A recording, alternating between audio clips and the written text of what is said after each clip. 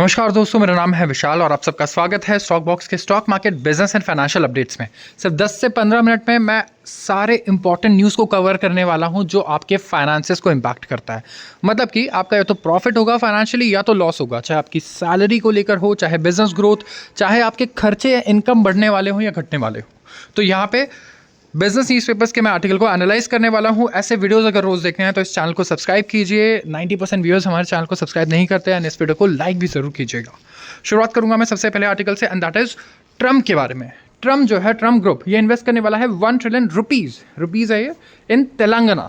Yes, तो Donald Trump वैसे तो इंडिया को काफ़ी बैश कर रहे होते हैं कई बार एंड काफ़ी टैरिफ्स को लेकर के कोस रहे होते हैं, बट यहाँ पे अगर आप देखोगे तो ट्रम्प ग्रुप जो बिजनेस एम्पायर है held by American president Donald Trump family, इनको चेयर करती है। ये 1 ट्रिलियन रुपीज़ इन्वेस्ट करने वाला है तेलंगाना में ओवर नेक्स्ट डेकेड।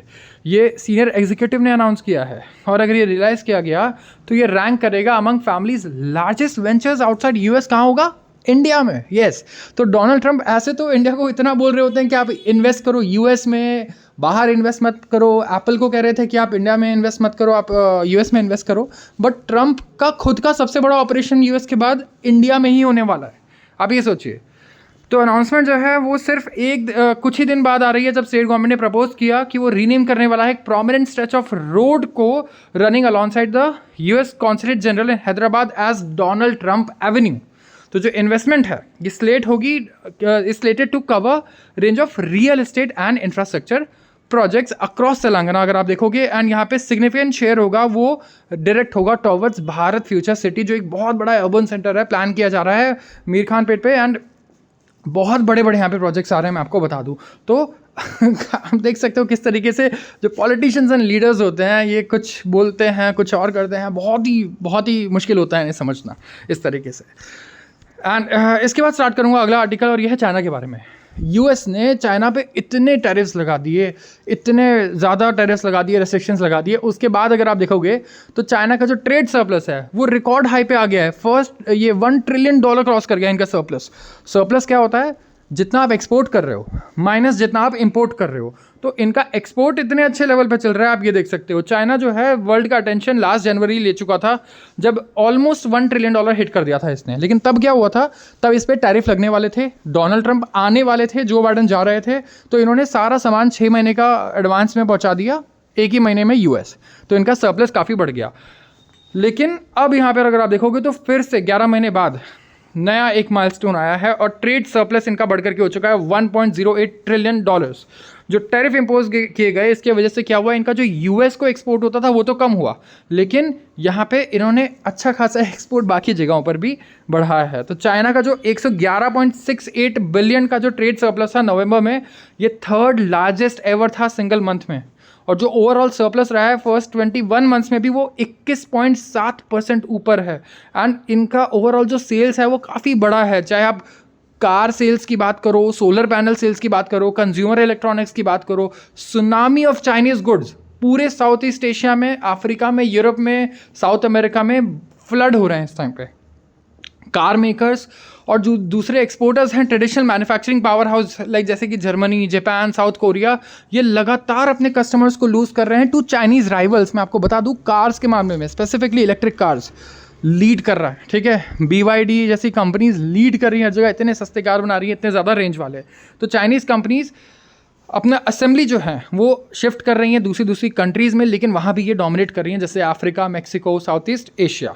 तो यहाँ पे जो टैरिफ है इसे भी ये बाईपास कर जाती हैं। ये दूसरी कंट्रीज जहाँ पे कम टैरिफ है वहाँ पे मैन्युफैक्चरिंग करके वहाँ से यूएस को सामान बेच देती हैं और फिर प्रॉफिट्स को वापस चाइना में उस कंट्री के थ्रू ले आती है। तो आप देख सकते हो कि इनडायरेक्टली किस तरीके से ये काम कर रही हैं। तो काफ़ी बड़ा ट्रेड सरप्लस इन्होंने बना लिया है। रेनमिंबी इस टाइम पे अंडर वैल्यूड है by 30% against euro and possibly more. तो ये बहुत डिफिकल्ट होने वाला है, इफ़ नॉट इम्पॉसिबल, कि आप compete कर पाओ चाइनीज़ मैन्युफैक्चरर्स के अगेंस्ट। इवन यूरोप अगर सब कुछ सही कर दे ना, जो से करना है, रेगुलेशन को कम कर दे, एनर्जी प्राइस को कम कर दे, तब भी आसान नहीं होने वाला कि यूरोप चाइना से compete कर पाएगा। इस टाइम पे इतना आगे निकल चुके हैं ये। एंड जो चाइना का ट्रेड सरप्लस है फैक्ट्री गुड्स में, ये और ज़्यादा बड़ा है as the share of its economy. जो है अगर आप देखोगे तो मतलब अलग ही लेवल पे चल रही है, अलग स्केल पे चल रही है। जैसे यूएस आप कह सकते हो एक टाइम पे चला करता था, उस तरीके से इनका फैक्ट्री आउटपुट इस वक्त है। तो चाइना के लिए एक स्ट्रॉन्गर करेंसी, रेनमिनबी जो इनकी करेंसी है, इससे क्या होगा, जो गुड्स हैं जैसे कि गैसोलिन, फ्रेंच वाइन्स या जापानीज कॉस्मेटिक्स, ये चीपर हो जाएंगे टू इम्पोर्ट, एंड जो सेविंग्स होगी इससे ये लीव कर सकते हैं, इससे फ़ायदा मिल सकता है चाइना के हाउस होल्ड्स को with more money to spend on Chinese goods and services. तो ये बात थी चाइना के ट्रेड सरप्लस की, किस तरीके से ये डोमिनेट कर रहे हैं ग्लोबल मार्केट्स को इतने बैरियर्स के बाद भी। अब डेटा आता है हमारे ऑटोमोबाइल कंपनीज़ का, और ऑटोमोबाइल कंपनीज़ का डेटा ये है कि जो पैसेंजर व्हीकल रिटेल सेल्स है ये 20% बढ़ चुका है नवंबर में। येस, पैसेंजर व्हीकल मतलब आप और हम जो गाड़ियां चलाते हैं वो पैसेंजर व्हीकल है, कमर्शियल व्हीकल हो गई वो जो ट्रक और कमर्शियल गाड़ियां हैं। तो 20% सेल्स बढ़ी है नवंबर में as compared to the same month last year, पिछले साल से। बट पिछले साल तो कोई अच्छा खास सेल हुई नहीं थी, ठीक है। तो कंपैरिजन ऑफकोर्स अगर आप करोगे तो पिछले साल आपको याद होगा हम डिस्कस करते थे कि इन्वेंट्री बिल्डअप कितना बड़ा हो गया था। तो यहाँ पे अगर आप देखोगे तो इन्वेंट्री है वो रिड्यूस हुआ है, मतलब कि एक कार अब 44 से 46 दिन में बिक जा रहा है, जो पहले 53 to 55 डेज लेता था इन्वेंट्री में बिकने से पहले, ठीक है। तो यहाँ पे हेल्दी डिमांड और सप्लाई डिसिप्लिन है, और सेल्स बढ़ करके 3,94,152 यूनिट्स हो चुकी है एज़ कम्पेयर टू 3,29,253 जो लास्ट ईयर था। GST benefits of course, marriage season भी है तो कार्स काफ़ी यहाँ पे गिफ्ट हो रही हैं, बाई किए जा रहे हैं, एंड हाई वेटिंग मॉडल्स की भी सप्लाई अच्छी खासी हुई है। तो अदर हैंड अगर आप देखोगे तो टू व्हीलर सेल्स में डिप आ गया, ठीक है, फोर व्हीलर सेल्स बढ़ गई, टू व्हीलर में डिप आ गया। क्यों? और एक तो यहाँ पे सेल ऑफ कंस्ट्रक्शन इक्विपमेंट अगर आप देखोगे तो ये भी डिक्लाइन हुआ है 17% से। कमर्शियल सेल्स बढ़िया हुआ है, कमर्शियल सेल्स भी 20% बढ़ा है, थ्री व्हीलर 24% बढ़ा है, ऑटो वगैरह। ट्रैक्टर देखोगे तो 57% इंक्रीमेंट आया है। ट्रैक्टर बनाने वाली कंपनीज पे ज़रूर आप ध्यान रखना। इसके अलावा अगर आप देखोगे तो जो पोस्ट फेस्टिव सीजन के बाद भी जो टोटल व्हीकल सेल्स है वो 2% ऊपर है। तो फेस्टिव के बाद ना डिमांड थोड़ा ठंडा हो जाता है, फेस्टिवल्स में लोग ले लेते हैं, गाड़ी बुक कर लेते हैं ऑलरेडी, बट इस बार ऐसा नहीं है, 2% फिर भी डिमांड और बढ़ा है अभी। तो कहीं ना कहीं नवंबर हर बार स्लो रहता था, क्योंकि नवंबर दिवाली और दशहरा पे ले लिया, अब थोड़ी ना कार लेंगे और बाइक्स इतनी बिकेंगी, राइट। लेकिन इस बार ऐसा नहीं हुआ, डिमांड सस्टेन कर रहा है, अच्छा है, ग्रोथ है एटलीस्ट। ऑफकोर्स सेम नहीं रहने वाला, तो ये चीज़ बढ़िया नज़र आ रही है। जीएसटी रेट कट्स, उसके बाद जो ओईएम डीलर्स हैं उन्होंने कंटिन्यूड अगर देखोगे तो डिस्काउंटिंग भी दी है, फुटफॉल अच्छा रहा है, प्राइस रिडक्शन हर कैटेगरी में आया, हर कैटेगरी के कार में। तो कहीं ना कहीं इसका बेनिफिट हमें देखने को मिल रहा है। सेल्स के डेटा में गाड़ियाँ पहले से ज़्यादा बिक रही हैं, ठीक है। टू व्हीलर यहाँ पे कुछ खास नहीं कर रहा है, तो टू व्हीलर हो सकता है आपको आगे जो अगले क्वार्टर के रिजल्ट्स मिले उसमें टू व्हीलर्स पे थोड़ा सा आपको ठंडा रिस्पांस देखने को मिल सकता है। टाटा एडवांस सिस्टम्स, इसकी बात करते हैं। यह है डिफेंस कंपनी टाटा की, और इन्होंने ग्राउंड ब्रेक किया है for C-130J MRO facility in Bengaluru. C-130 ना अमेरिकन अगर आप देखोगे तो बहुत सारे एयरक्राफ्ट फेमस है, उसमें C-130 बड़ा फेमस है। ये कार्गोज वगैरह के लिए काम आता है। इवन इंडियंस जब बाहर फंस जाते हैं तो गवर्नमेंट उन्हें रेस्क्यू करने के लिए यही एयरक्राफ्ट यूज़ करती है, बहुत बड़ा होता है इसका साइज़, ठीक है। तो यहाँ पर अगर आप देखोगे तो टाटा एडवांस सिस्टम्स और यूएस मेजर लॉकहीड डिफेंस, बहुत फेमस है लॉकहीड मार्टिन, इन्होंने डिफेंस मेंटेनेंस, रिपेयर और ओवरहॉल की फैसिलिटी को इनॉग्रेट किया है बेंगलुरु में।